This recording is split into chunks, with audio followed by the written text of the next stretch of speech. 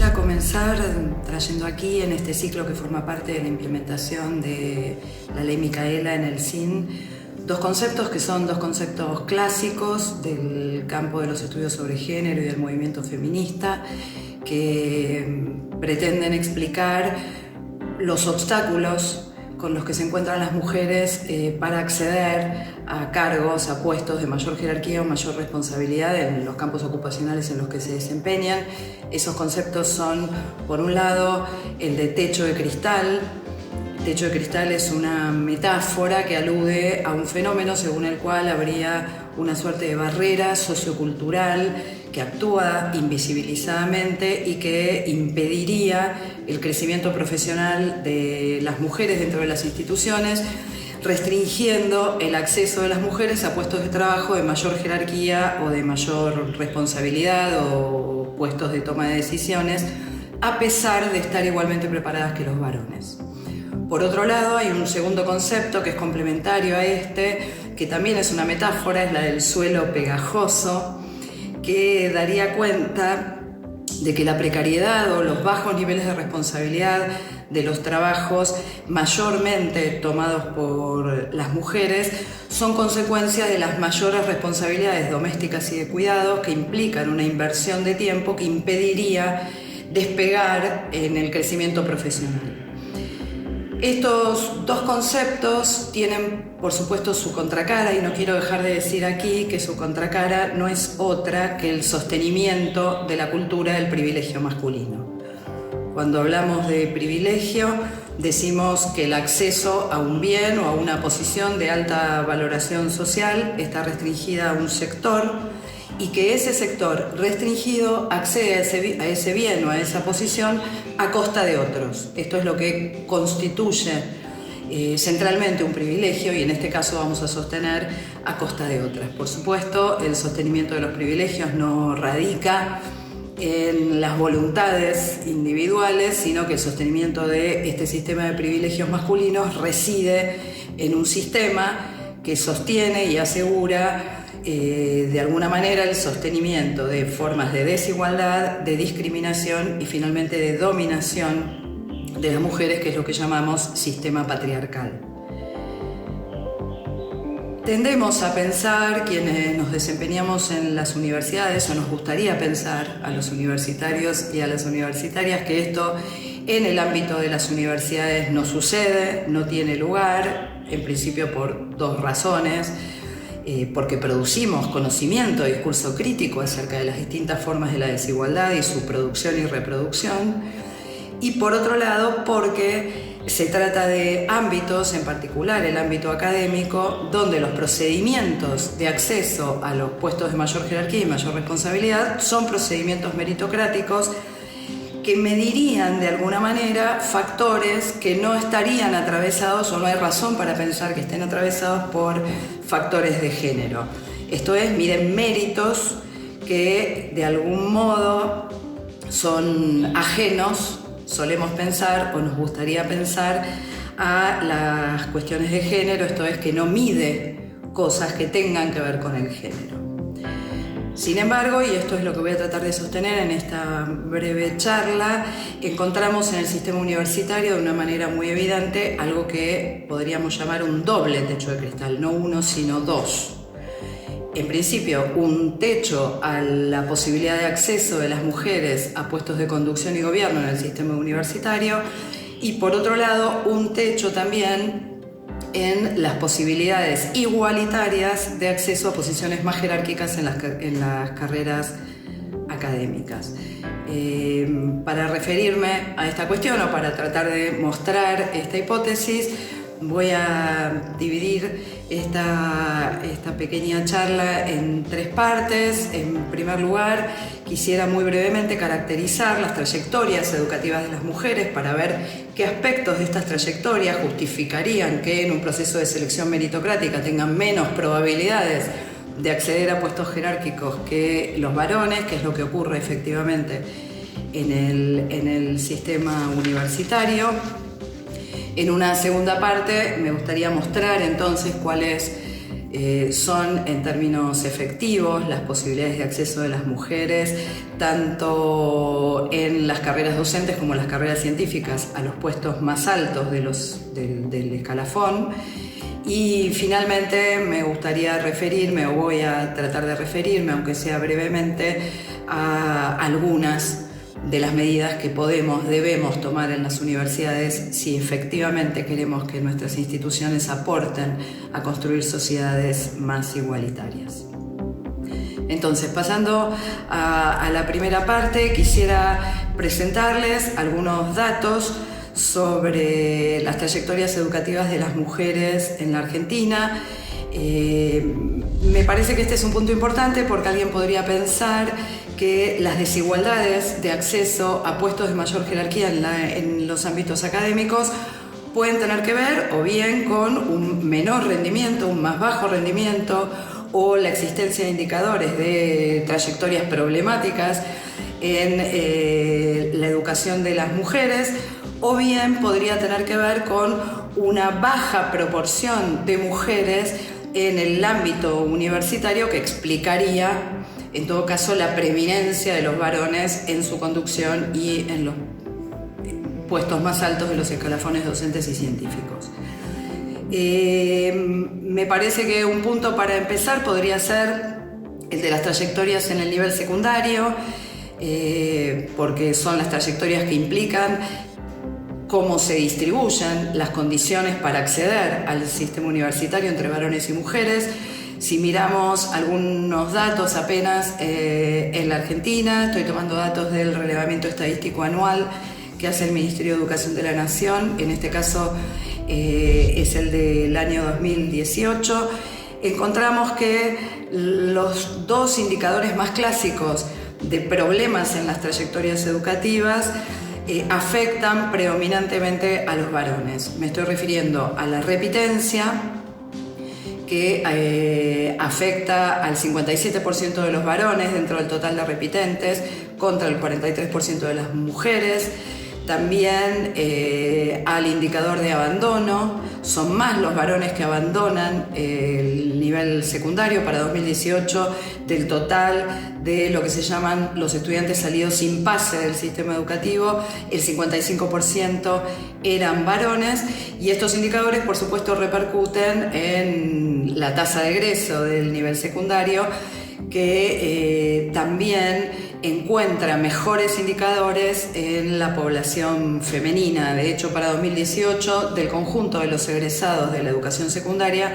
el 57% eran mujeres. Esto significa, sin ninguna duda, que las mujeres ya están en mejores condiciones en relación con las credenciales que obtienen para acceder al sistema universitario, y esto efectivamente es así.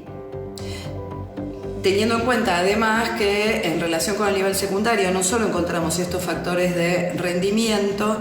en relación con las trayectorias, sino también indicadores en términos de aprendizajes que también, y esto es un dato que aparece en todas las pruebas internacionales de evaluación estandarizada de aprendizajes, las mujeres presentan mejores rendimientos en general en las pruebas de aprendizaje tomadas en el nivel secundario que los varones, con excepción de algunas áreas como el área de matemática, que no muestra más que el modo en que el sistema educativo también produce y estereotipa las relaciones entre factores de género y áreas de conocimiento. Pero fuera de esto, cuando vamos al sistema universitario encontramos que efectivamente la tasa de participación de las mujeres en nuestras carreras de grado y pregrado es bastante más alta que la de los varones. Estoy tomando en este caso datos producidos en un informe muy interesante que realizó recientemente la SPU, que se llama Mujeres en el Sistema Universitario, que muestra que del conjunto de la población estudiantil de carreras de grado y pregrado en las universidades nacionales, el 58% son mujeres. Un poco más del 58% de mujeres constituyeron la población de nuevas inscriptas en el año 2018, y cuando miramos la tasa de egreso, nuevamente acá encontramos que del conjunto de los y las estudiantes que egresan de nuestras universidades en las carreras de grado y pregrado en 2018, más del 60% son mujeres. Cuando vamos a ver cómo continúa la trayectoria educativa de las mujeres, encontramos que estas proporciones se replican también en las carreras de posgrado que ofrecen las universidades nacionales. Nuevamente, citando el mismo informe y con datos de 2018, encontramos que alrededor del 58% del conjunto de la población estudiantil de nuestras carreras de grado, del conjunto de los nuevos y nuevas inscriptas en 2018 son mujeres, y también en relación con la tasa de egreso encontramos que las trayectorias educativas de las mujeres muestran una mayor tasa de egreso que la de los varones, el 57,8%, casi el 58%, otra vez de quienes se graduaron de carreras de posgrado en 2018 son mujeres. Estos datos no son nuevos, aunque tampoco fueron siempre así en el sistema universitario. Si observamos en serie histórica la proporción de la población de 24 años y más con estudios universitarios completos, encontramos que la preeminencia de mujeres en relación con el conjunto de esta población comienza a cambiar a partir de los años 90. Lo que les estoy mostrando ahora es una serie histórica construida en un informe de Siempro acerca de la estructura educativa del mercado laboral, que muestra la evolución en la distribución entre varones y mujeres de la población de 24 años y más con estudios universitarios completos. Como podemos ver en este gráfico, a partir de 1997 se revierte la tendencia y empiezan a ser más las mujeres de esa población que tienen estudios universitarios, llegando a 2015, que es a donde llega la construcción de esta serie histórica, con una diferencia de 5 puntos porcentuales entre varones y mujeres en favor de las mujeres. Es decir,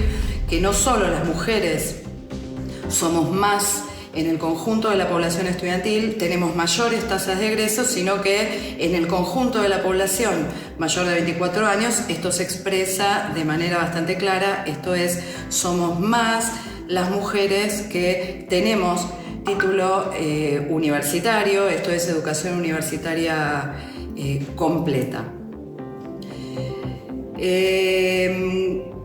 Cuando miramos de qué manera incide la posesión de la credencial universitaria, del título universitario, en la posibilidad de acceso al mercado ocupacional, encontramos, también siguiendo el mismo informe de Siempro, que del conjunto de trabajadores ocupados con nivel universitario completo, las mujeres constituyen más de la mitad. Esto es, de alguna manera, la inserción ocupacional de las mujeres con estudios universitarios es más alta que la de los varones, representa una proporción más alta que la de los varones, con lo cual podríamos decir que sin ninguna duda la mayor posibilidad de finalización de estudios universitarios tiene la potencialidad de generar estructuras de oportunidades más igualitarias entre varones y mujeres, que hace que no solo se exprese esto en la feminización de la matrícula universitaria, sino también en una mayor participación de las mujeres con altas calificaciones en el mercado laboral. Ahora, como bien sabemos, esto no alcanza a producir efectivamente una estructura más igualitaria en la distribución de oportunidades entre varones y mujeres. A pesar de que hay más mujeres con titulaciones universitarias en la Argentina, a pesar de que dentro de la población ocupada con este título las mujeres ocupan una proporción mayoritaria, cuando vamos a mirar las brechas de ingreso, encontramos que en promedio la brecha de ingreso en la Argentina entre varones y mujeres es del 28%, es 28 puntos porcentuales en favor de los varones. Tomando este dato del Observatorio de la Violencia contra las Mujeres, es un dato sobre EPH 2018. Ahora, si miramos en particular cuánto incide tener un título universitario en relación con la brecha de ingreso en el mercado ocupacional, encontramos que esta brecha es incluso un poco más alta. Es decir, las mujeres universitarias que tienen trabajos calificados en mayor medida que los varones perciben un 29,4% menos de salario que los varones. Si miramos esto en relación, o estas brechas salariales, no solo en relación con las calificaciones, la educación universitaria recibida, sino en relación con el tipo, con la jerarquía ocupacional que ocupan varones y mujeres, encontramos que en los puestos de dirección, en los puestos más altos en las jerarquías ocupacionales en distintos campos ocupacionales, los varones representan el 63% de quienes ocupan estos cargos. Esto es, insisto, a pesar de que las mujeres, somos más las mujeres con titulaciones universitarias, el 63% de los cargos de dirección están ocupados por varones. Y cuando vemos la brecha salarial, aún ocupando el mismo cargo jerárquico y probablemente presentando las mismas calificaciones, las mujeres percibimos salarios 23% más bajos que los salarios que perciben los varones. Por supuesto, podríamos pensar que esto que ocurre a nivel del conjunto del mercado ocupacional no tiene por qué verificarse en el sistema universitario. Entonces les propongo que miremos cómo se distribuyen las jerarquías laborales en el sistema universitario. Volviendo al informe de la SPU sobre mujeres en el sistema universitario argentino, vemos que la distribución de cargos según género, según los distintos tipos de funciones en el sistema universitario, es paritaria prácticamente, tanto en la planta docente como no docente, cuando se mira en el conjunto. Presenta diferencias notables en el caso de autoridades superiores en favor de los varones y diferencias más notables, más amplias todavía, en favor de las mujeres en el caso de los preuniversitarios, donde las mujeres representan el 60,55%,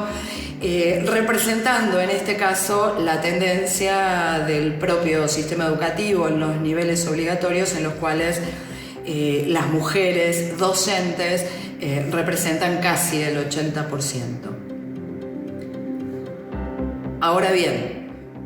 cuando miramos un poco más en detalle, y acá quiero detenerme en lo que planteaba en el inicio, y es en el modo en que se distribuyen la posibilidad de acceder a cargos de mayor jerarquía en el escalafón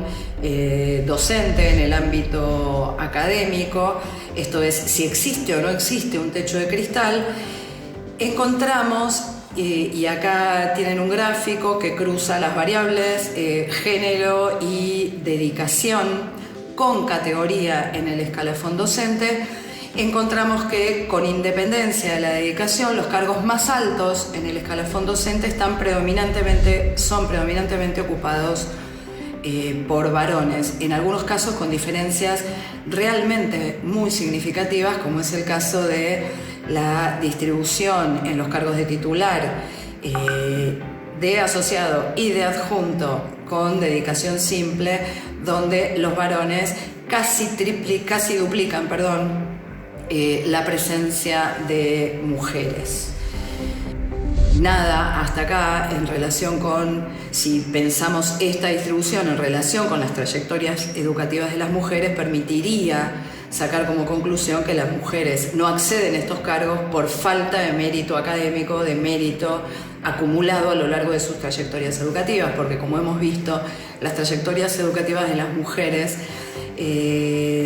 son, de acuerdo con algunos indicadores, incluso mejores que las trayectorias educativas de los varones. Si miramos también en el ámbito académico, acceso a las carreras científicas, y en este caso estoy tomando datos de CONICET, de la página de CONICET en cifras, encontramos para 2019 que en el conjunto de quienes acceden a la carrera de investigación de CONICET, las mujeres representan una proporción mayor, y esta es una tendencia que empezó a revertirse a partir de 2003, y que representan también las mujeres una mayor proporción en las dos categorías más bajas de la carrera. Encontramos que esta proporción se invierte a medida que subimos en los distintos niveles de la carrera docente, llegando hasta el nivel de investigador superior, en el que la presencia de varones triplica la presencia de mujeres. Nuevamente aquí, ni las formas de acceso a la carrera, ni las trayectorias educativas de las mujeres permite explicar esta diferencia exclusivamente sobre la base del mérito académico. Esto es, no podemos sino sostener que los procesos de selección meritocráticos propios del ámbito académico, tanto para el ingreso a las carreras, para moverse en las carreras científicas como en las carreras docentes, están ponderando evidentemente factores atravesados por la perspectiva de género. En el caso de CONICET, tanto más si se considera además que para 2019 el 60% de los investigadores e investigadoras que habían accedido a becas de CONICET son mujeres, esto es, que vienen atravesando exitosamente su proceso de formación en la carrera científica, y sin embargo encontramos un obstáculo para acceder a las categorías superiores, y a esto es a lo que clásicamente se denomina techo de cristal, o esta es una de las formas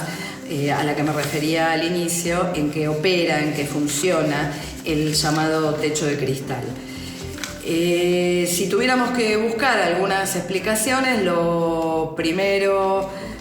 o algunos elementos para analizar esta situación, lo primero que constatamos evidentemente es entonces que la lógica y los procedimientos meritocráticos de acceso a los puestos más altos del escalafón en el ámbito académico invisibilizan relaciones de desigualdad, que son sin ninguna duda relaciones de desigualdad, y de alguna manera las naturalizan. Invisibiliza que aún los procedimientos más meritocráticos están evidentemente atravesados por factores de género, en la medida en que a igualdad de antecedentes, o podríamos presumir en términos promedio, a mejores antecedentes en el caso de las mujeres, ponderan positivamente factores masculinos, o por lo menos los varones tienen más probabilidades de acceder a esos cargos. Acá lo que encontramos evidentemente es que hay algunos mecanismos que operan en estos procedimientos de selección meritocrática que indispensablemente deben introducir perspectivas de género que por el momento vienen siendo indiferentes o relativamente indiferentes a las perspectivas de género. Un factor fundamental es, sin ninguna duda, la comparación, como si fueran equivalentes, de trayectorias vitales distintas entre varones y mujeres. Sabemos que los procedimientos de selección meritocráticos en el ámbito académico miden, entre otras cosas, comparan, entre otras cosas, en pie de igualdad, indicadores de productividad académica, aun cuando entre varones y mujeres sus trayectorias vitales muestran que sus posibilidades de dedicación y su dedicación efectiva a las trayectorias académicas es muy dispar. En el caso de las mujeres, no solo por las diferencias que introduce la maternidad en la vida de las mujeres, sino que en general, sean madres o no, seamos madres o no, por la inversión de tiempo no remunerado que realizamos las mujeres, que como ustedes saben es mucho mayor que la de los varones. Este es un punto en el que inevitablemente tenemos que detenernos a la hora de analizar cómo operan, invisibilizando factores de desigualdad de género, los mecanismos de selección meritocrático que en nuestras universidades ponemos en práctica y que por supuesto defendemos. Si miramos todas las encuestas lo que se llaman las encuestas de uso del tiempo, que empezaron a implementarse por lo menos desde la década del 90, encontramos como un punto común en todas las encuestas de uso del tiempo que se realizan en el país e internacionalmente, que la carga global de trabajo femenina es mayor que a la masculina. Los hombres tienen una menor participación e invierten menos tiempo en las actividades domésticas de cuidado. En promedio, y estos son datos que arrojan todas las comparaciones internacionales, las mujeres destinan más del doble de tiempo semanal que los hombres al cuidado de niños y al cuidado de otros miembros del hogar. Y la inversión de este tiempo de cuidado aumenta notablemente en los periodos del ciclo vital de las mujeres en las que tienen niños más pequeños, y aumenta también de acuerdo con la cantidad de niños o niñas que tenga. Mientras que la inversión del tiempo de los varones en los trabajos domésticos y en las tareas de cuidado prácticamente no varía, con independencia o con relativa independencia de la cantidad de hijos o hijas que tenga y de la edad que estos presenten. En conjunto, considerando trabajo remunerado y no remunerado, en general las encuestas de uso de tiempo coinciden en que la carga laboral de las mujeres es un 40% mayor que la carga laboral de los varones. Bajo estas circunstancias es que, y desconociendo de alguna manera estas circunstancias, los procedimientos de selección meritocrática para el acceso a los puestos más altos en el escalafón docente comparan trayectorias de varones y mujeres. Por otra parte, también está claro que cuando se observa la distribución de varones y mujeres en la conducción, por ejemplo, de cátedras por área disciplinar o por tipo de conocimiento, también encontramos ahí diferencias en las que se ponderan factores masculinos, como una mayor presencia de varones en la conducción de materias vinculadas con producciones teóricas y por supuesto en disciplinas de base tecnológica y científica,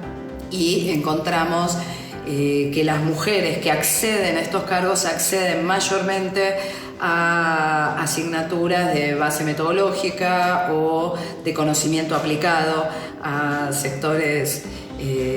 a distintos sectores según sea el campo disciplinar de que se trate, lo cual muestra también que hay algo de las características epistemológicas de los propios campos disciplinares que también merece ser estudiado con perspectiva de género y que de alguna manera también naturaliza y consolida una cierta distribución de varones y mujeres dentro del campo académico. Ahora, además del techo de cristal, que como es evidente encontramos las mujeres dentro del ámbito académico, lo que muestra que nuestros procesos de selección meritocráticos no son para nada neutrales desde la perspectiva de género,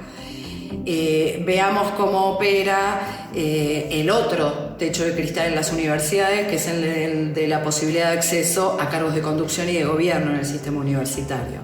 Acá encontramos otra vez una presencia mucho mayor, es donde la brecha se amplía más,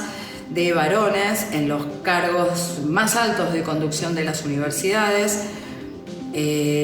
Como bien sabemos en este ámbito, y como bien sabemos las pocas mujeres que hemos formado parte de este ámbito, que es el Consejo Interuniversitario Nacional, el 87% en este momento, para 2019,